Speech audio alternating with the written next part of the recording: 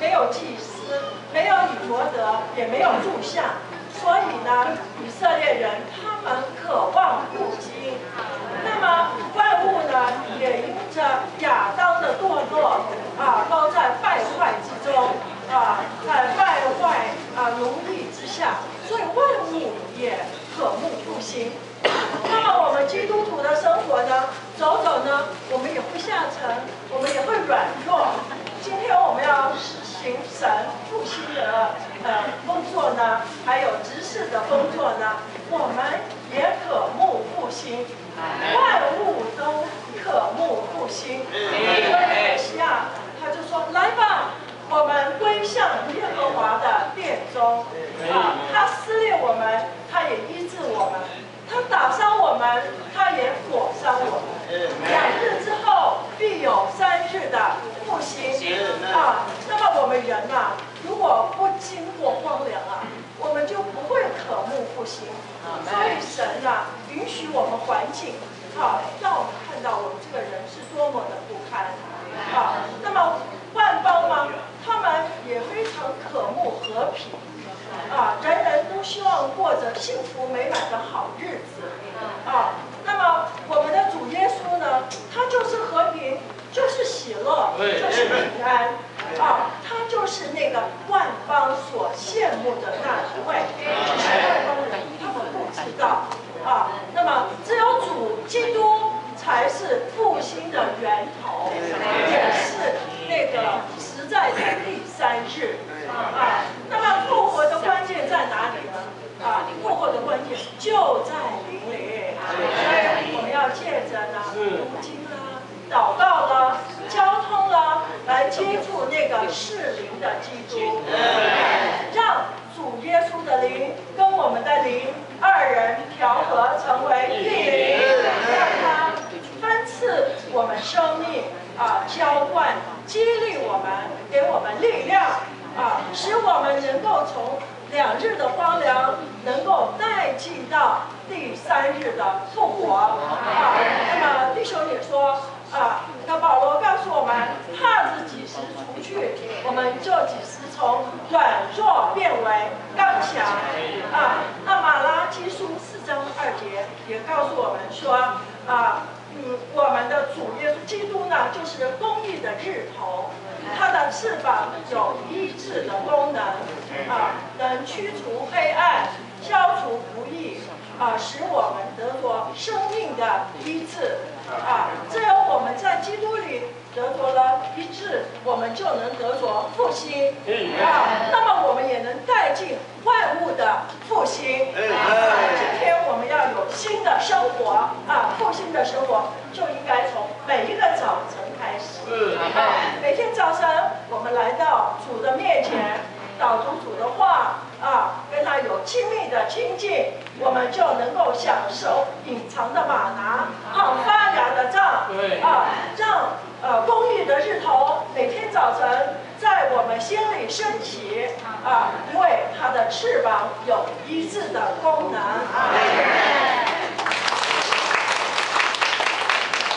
分享的是那个约翰福音50章约翰福音3章16节，他说：“神爱世人，甚至将他的独生子赐给他们，叫他们不至灭亡，反得永远的生命。”约翰福音的主题，它是生命的福音，证明耶稣基督是神救主，来做生命，使神得扩增。阿们。永远的话成为肉体，来将神带进人里面。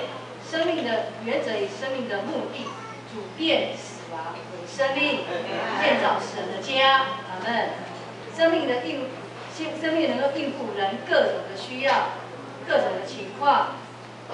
道德人的需要生命的重生；不道德人的需要生命的满足。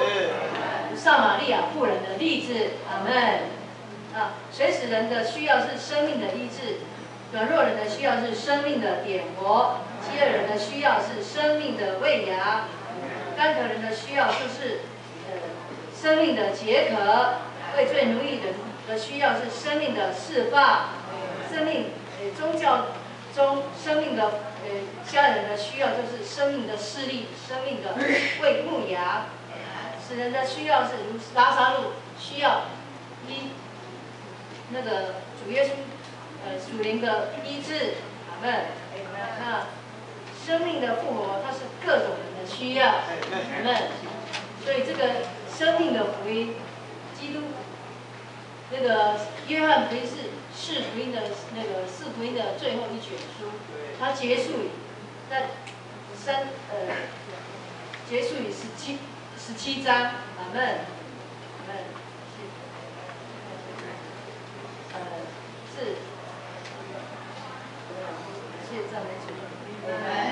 耶稣他被钉死复活，去预备道路，是将人带进神里面，并成为那灵来居住，生活在信徒里面，为着建造神的居所。生命的内处为着建造神的居所，是为着产生父的住处。阿门。耶稣经死而去。基督在复活里来，将信徒带进父里面。三神将神分赐到信徒里面，成为信徒生命平安。葡萄树和枝子乃是一生机体，彰显神生命的丰富。以荣耀父保惠师就是那灵父我们枝子应当彼此相爱。生命的祷告，耶稣在17章里面生命里的祷告，他说。愿子得荣耀，好使父得荣耀。要信徒被建立成为生命经过经死而复活的过程，是为了繁殖，要为了建造教会。学术试验去勇敢地交出自己，经过过程。基督是全本圣经的奇妙中心。阿门。包罗万有，具备多面。阿门。四福音就是他的传记，他在地上活过33年半的生活的写实，阿门。是马可福音呢是，证明耶稣基督是证明耶稣基督是如虎救主。那马太福音呢证明耶稣是君王救主。路加福音呢证明耶稣是人救主。那个。约翰福音呢，他证明耶稣是神救主，来做生命，使神得扩增。阿门。主在17章结束的祷告，就是他这以利麦子后的地食疗，结出许多的子粒。阿门。教会结出教会这许多的子粒来，这是那个基督经过死而复活所进入的荣耀，荣耀都遮藏在他的肉体里。他的死与复活，这荣耀就得着释放，产生，得着释放，产生许多子粒，或者产生团体产生新人团体的彰显，或者加教会，葡萄树的枝子，新生的团体人，这基督这荣耀的扩增，是约翰福音奥秘启示的高峰，其终极的完成是约翰所写启示的新耶路撒冷，就是那新的圣城，是历代只扩展的极大城，那使徒行传呢，就是在8章做神见证的东西这一段的注解里面，行传记载升天的基督在升天，在诸天之上完成他的指示。要借着这些，在他复活里，带着他升天能力和权柄的殉道者，将他自己扩展出去，作为神国的发展，从耶路撒冷开始到地极，作为他新约的完成。我们现在在学的行传29章，继续。好，弟兄姊妹平安喜乐。我是文化区周华红梅姊妹分享的是旧约雅歌。那我分享的重点是我自己读和参加中壮年训练后的不同。那我以2个为例，第一个以我最喜欢的经句8章14节为例。8章14节说：“我的良人啊，愿你快来，如羚羊或小母鹿在香草山上。”那我自己读，我对香草山的解读是风景优美。空气清新，花香漫漫的好地方。但是参加中壮年训练后，我对香草山有更深的享受。他这里说，香料是我们所经历之主耶稣的各种不同方面，甚至也是从我们里面长出来的。不久，我们对主的经历将要累积成山，然后主会来到那里与我们相遇。这会带进国度，而国度是由香草山组成的。哦，我好享受，现在更深入的享受香草山。第二个例子呢，是我自己读雅各书，读到寻求者从一匹骏马，代表很强的天然人，一步一步被变化成为百合花，预表纯洁信靠主的人，再变化成鸽子，预表在灵里生活行动的人，再变化成烟柱，一个没有主观的个性。再变化为卧榻，让主可以得安息；再进一步成为华教，彰显主行动的人。这时寻求者被形容为戴着冠冕的所罗门，表示两者已经成为一了。这应该是最完满的结局了嘛？可是主还不停留在这里，他要继续做工，为要完成父的旨意，建造基督的身体。因此，这位寻求者，也就是这位新妇，他还需要再往前成一座园子，表征可以生产一些为着主也为着别人的东西。这需要十字架死而复活的经历，至终成为一座城和军队。那城市对着神来说，可以滋养，可以喂养别人，也知道如何把人建造起来。那军队是会对付撒旦，可以抵抗。那知道了这么多，读了这么多，反而觉得很累，因为看看自己，搞不好不是骏马，自己还是一匹野马，所以真有点灰心。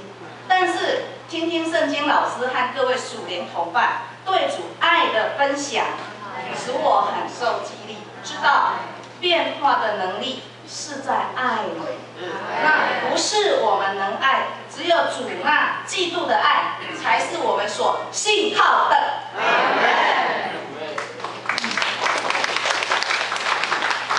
姊妹平安。我们这个凤山区，我们要分享一首诗歌，就是刚刚各位手上有拿到的这一首。我深睡过，我心却醒。那我先来分享一下这一首诗歌写作的负担。这个是从雅歌5章2节所得着的启示与经历。那这个在主，我们都知道在主他受苦有两面，一面是他这个救赎上面的受苦，那一方面还有另外一方面就是他在建造身体、基督身体方面的受苦，但是在这个救赎方面的受苦，他已经在十字架上面，他独立完成，我们也不配，我们也无份，但是在建造基督的身体这一面，还需要我们来补满基督患难的缺陷，就是保罗所说的，为着基督的身体，也就是教会，在我一面，在我众身上补满基督患难的缺陷，但是我们常常不能够这样子与主来配合这样的行动，所以主在客西马尼那边的祷告，他汗如血点滴落的时候，门徒却不能与他同心，也不能与他警醒，所以主来对门徒说：你们的灵固然愿意，你们的肉体却软弱了。所以主他只好再一次的将他这个钉痕的手，来透过这个门缝伸进来给我们看，再一次的来鼓舞我们，呼召我们，能够一同起来与他来补满这个基督患难的缺陷。这首诗歌的负担就是，我们愿意一同起来答应主的呼召。那现在我们来分享这首诗歌，我们请琴先为我们弹一遍。